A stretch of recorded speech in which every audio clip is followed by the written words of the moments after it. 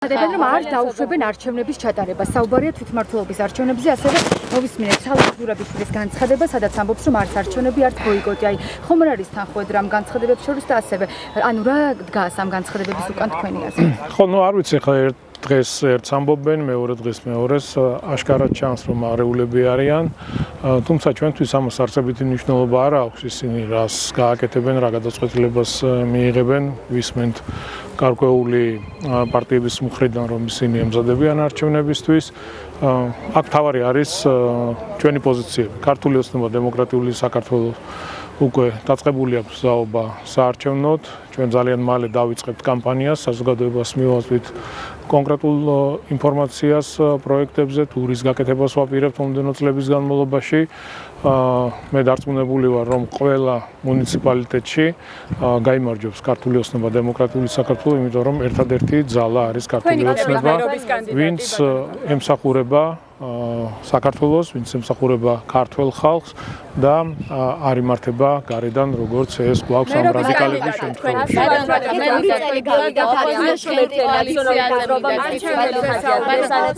დაადასტურა და გააკეთა განცხადება, რომ ჩვენ შექმნით კოალიცია წინაარჩევნებთან მიმართებით წინაარჩევნებზე. როგორ? გიორგი გახარი ამბობს, რომ ნაციონალური მოძრაობა არის მისთვის წითელი ხაზი, თავის მხრივ დღეს წითლიძე გუშინ უხოსორა თქვა ამის შესახებ, რომ ჩვენ კოალიცია შექმნით ერთ ნაციონალურ მოძრაობასთან. არაფერი ჩვეულებრივი პოლიტიკური სპეკულაციები ხარ, რეალურად ხო ვიცით რეგიონებში გვაქვს კონკრეტული რაიონების სახეზე, სადაც საკრებულოებში ჩვეულებრივი კოალიცია შექმნეს და ისინი ჩვეულებრივად თანამშრომლობენ დღესაც ნაციონალურ მოძრაობასთან. ნახეთ აქ მთავარი რა არის. შეიძლება ჩვენ ვიხილოთ სხვადასხვა პოლიტიკური პარტიები, შეიქმნას რაღაც სხვადასხვა პოლიტიკური პარტიები ერთ და იგივე სახეებით, ვინც ნაციონალური მოძრაობის წიაღში არის აღმოცენებული, ვიღაცა გვიან შეუერთდა, მაგრამ მთავარი არის ის, რომ ეს ყველა დაჯგუფება იმართება გარედან. მათ ყავთ ერთი პატრონი, როგორ გადაწყვეტილებასაც მიიღებენ, რომ ეს იყოს ერთიანი პლატფორმა, ცალკე დაშალონ პარტიება და რაღაც ახალი სახელები დაარქვათ. ამას არსებითი მნიშვნელობა არ აქვს. ხალხმა ყველა მიცის, ვინ რას წარმოადგენს, როგორია მათი პოლიტიკური წარსული, პოლიტიკური ატყო, ვის ემსახურებიან, რას ემსახურებიან. ერთი არის ცხადი, რომ ისინი არც საქართველოს და არც ქართულ ხალხს არ ემსახურებიან. წელი გავიდა დათმო შხენტი ტრაგიკული დააჩვენა. რასე იუკნებით ჩვენს განცხადებაზე, რომელმაც თქვა, რომ ზია ამაღლობელი ცემესო. რა მიზანი? ზია ამაღლობელი ცემესო, რასე იუკნებით ჩვენემ თქვა ასეთი რაღაც, რა მიზანი აქვს ამ ტყუილს და ამ ფონზე, როდესაც ესეთ ტყუილს ამბობს იუკნებით ჩვენ, რა ფასი აქვს მის რეზოლუციებს და იმ დოკუმენტებს, ასაც ხო, ნუ აღნიშნულ რეზოლუციებს არანაირი ფასი არ აქვს.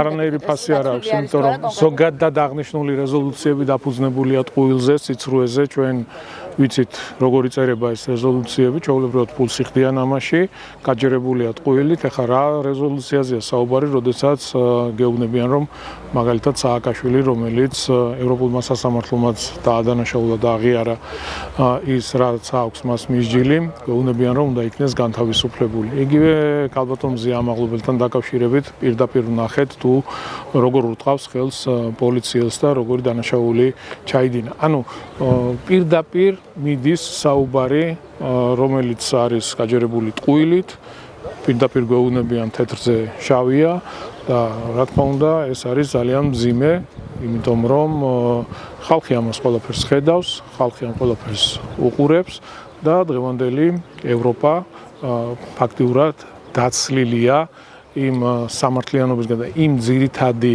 ფუნდამენტებისგან, რაც ჩვენთვის არის მნიშვნელოვანი და გადაწყვეტილება, რომელიც იქნა მიღებული ქართველი ხალხის მიმართ, რომ ევროპული მომავალი, ზოგადად ევროპული მომავალი არის სიტყვის და გამოხატვის თავისუფლებაზე დაფუძნებული, სამართლიანობაზე დაფუძნებული და დღევანდელი ევროპული ბიუროკრატია, რა თქმა უნდა, ამ ყველაფრისგან დაცლილია. ბატონ 2 წელი გავიდა, ბატონ რატო არის აი ამაზე ყურადღება გამახვილებული რასე იუკნევიჩინის მიერ? ხო, ნუ ვერ გეტყვით რა, ეს ადამიანები მაქსიმალურად ცდილობენ ისეთ ქმედებებს და ახალისებენ ისეთ ქმედებებს, რომელიც ხელს შეუწყობდა შესაბამისი ინსტიტუციების ჩამოშლას. როდესაც შენ აყენებ პოლიციელს შეურაცხყოფას, ესვრიმ მოლოტოვის კოქტეილს, ესვრიმ სხვადასხვა მძიმე საგნებს, და ამ ყველაფერს ახალისებ და ხელს უწყობ, რა თქმა უნდა, ეს არის ძალიან მძიმე და ძალიან მძიმეა, რომ ამაში მაგალითად ჩართულია ევროკავშირის სხვადასხვა მაღალი თანამდებობის პირი, ზოგიერთი საელჩო პირდაპირ ახალისებს პოლარიზებას და ექსტრემიზმს ქვეყანაში, რა თქმა უნდა, ძალიან მძიმეა. ბატონ კახა, 2 წელი გავიდა დათუნა ჟღენტის ტრაგიკული დაღუპვიდან, გახსოვთ წყნეთის შემთხვევა. რამდენიმე დღის წინ დედამისთან ჩავწერეთ ინტერვიუ, რომელიც გვეუბნება, რომ 2 წელია ითხოვს თქვენთან პირადად შეხვედრას, მას შეკითხვები აქვს, გასაზიარებელი აქვს თქვენთვის რაღაც, არ გვიკონკრეტებს რა, დიდი ალბათობით ეს უკავშირდება გამოძიებას. ამ მიმართულებით შეხვედრა უნდა ადამიანს ჩემთან და ვერ მოახერხა, მე მსგავსი ფაქტი არ მახსოვს, რომ ვინმეს მოეთხოვოს შეხვედრა, თუნდაც კალბატონს, რა პრობლემაა შეხვედრის გამოძიებას რაც შეეხება, შეკითხვები მე მგონი მე არ უნდა დავუსვით შესაბამის უწყებას და ვერ გეტყვით, მე არ მაქვს ინფორმაცია აღნიშნულთან დაკავშირებით, ეს არ არის მერიის საქმე, დავუსვით შესაბამის უწყებას კითხვები და მიიღოს პასუხი. საქმეზე თქვენ ამბრამდე არ გაგიკეთებიათ კომენტარი, ბატონ კახა, თქვენთვის რა დეტალები არის ცნობილი მის საქმესთან დაკავშირებით? ვინ ემუქრებოდა თორნიკე რიჟვაძეს კორუფციაზე, ვინ ძდებდა ბრალს ამაზე ფარველობას? ვერ გეტყვით, ყველაზე მთავარი და მნიშვნელოვანი არის დღეს თორნიკეს ჩამრთელობა, მინდა მას მალე გამიჯამრთელება უსურვო. ეს არის ყველაზე მნიშვნელოვანი. დანარჩენს მე ვერაფერს ვერ გეტყვით. არანაირი ინფორმაცია არ მაქვს, კომენტარს რაც შეეხება მე გუშინ დავბრუნდი საქართველოში და კიდევ ერთხელ მინდა თორნიკეს მალე გამიჯამრთელება უსურვო და წარმატებები ყველაფერში. სამართლებრივი პროცესი გაგრძელდება. ვერ გეტყვით, მე არ მაქვს ინფორმაცია მასთან დაკავშირებით. ეს კითხვები პოლიტიკურ სპექტრში განსაკუთრებით მას შემდეგ გაჩნდა, რაც რომეო მიქაუტაძე დაკავეს, კი იცით რა ბრალდებითაც. აი, ელოდებით რომ შემდეგი შესაძლოა მაგალითად თქვენი იყოს. თავი დაანებეთ ამ ბინძურ კამპანიას, რომელშიც ჩართულია თქვენი კონკრეტული ტელევიზია. თავი დაანებეთ ამ სიბინძურეს და მიხედეთ საკუთარ თავს და საკუთარ საქმეს. ევროპარლამენტის პოლიტიკურმა ჯგუფმა გააკეთა ვებგვერდი, სადაც წერია თუ ვის რამდენი რომელ ორგანიზაციას რა რაოდენობით თანხა გადაეცა ევროკომისიისგან. ამ ვებგვერდზე მოხვდა ქართული ორგანიზაციები, მათ შორის საია საფარი, ის ორგანიზაციები, რომლებიც საქართველოში აპროტესტებდნენ გამჭვირვალობას, რომ შევაფასოთ ეს პროცესები და არის თუ არა ეს ერთგვარი ვორმინგის სტანდარტი ორგანიზაციების. რა თქმა უნდა, ის რაც ბოლო წლების, ბოლო თვეების განმავლობაში ქვეყანაში ხდებოდა, ახალისებული და დაფინანსებული იყო გარედან, ევროკავშირის ქვეყნებიდან, სხვადასხვა ორგანიზაციებიდან, ჩართული იყო ასევე ამერიკული ორგანიზაციები. ამ ყველაფერში მთავარი მიზანი და მცდელობა იყო ქვეყანაში სახელმწიფო გადატრიალება, ხელისუფლების დამხობა. ისინი ცდილობდნენ ამ ყველაფერს სხვადასხვა გზებით და რა თქმა უნდა გამტარი იყო ეს ეგრეთ წოდებული არასამთავრობო ორგანიზაციები. თავიანთი საქმიანობიდან გამომდინარე, რაც არის ზოგადად არასამთავრობო ორგანიზაციის სტატუსი და შინაარსი, მთლიანად დაცლილია საქართველოში არსებული ეგრეთ წოდებული არასამთავრობო ორგანიზაციები ამ ყველაფერს. ჩვეულებრივ პოლიტიკურ პროცესებში ჩართულები არიან, რევოლუციურ სცენარში ჩართულები იყვნენ და მცდელობები ჰქონდათ ქვეყანაში მოეწყოთ სახელმწიფო გადატრიალება. პროცესის სამიზნება და მოწევას თუ აპირებს მართველები და რა პოზიცია ამასთან დაკავშირებით? ეუთოდირს რაც შეეხება, რა თქმა უნდა, ვისმენთ სპეკულაციებს ამ ყველაფერთან დაკავშირებით.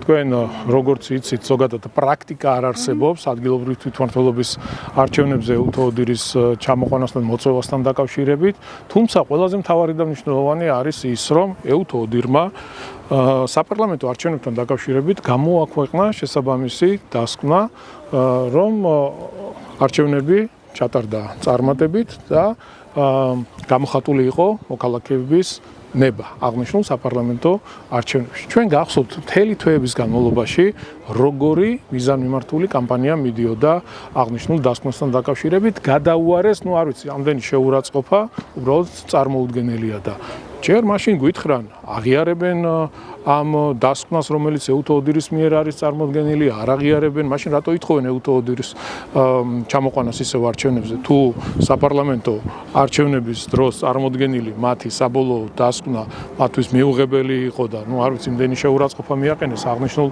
ორგანიზაციას, რომელშიც ჩართული იყო როგორც ქვეყნის შიგნით, ასევე ქვეყნის გარეთ ევროპარლამენტის მაღალი თანამდებობის პირები, ევროკავშირის მაღალი თანამდებობის პირები, წარმოუდგენელია, უბრალოდ ჩამოყალიბდნენ ჯერ რა უნდა. სამართლებრივი პროცესის სამიზნე, როგორც ვიქნებთ, შესაძლოა იყოს ამოვალოთ. ბატონო? რაიმე სამართლებრივი პროცესის სამიზნე, თუნდაც გამოკითხვაზე დაგიბარო. კიდევ ერთხელ ვიმეორებ, დაანებეთ თავი ამ ბინძურ კამპანიას.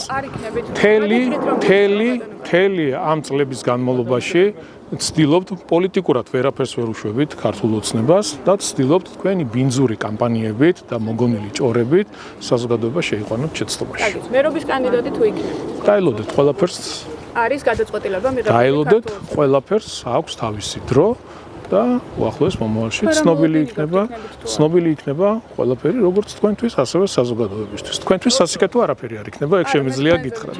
ჩემზე არ ინერვიულობთ, ჩემზე ნუ ინერვიულობთ. მადლობა. თუნდაც ავიდეთ.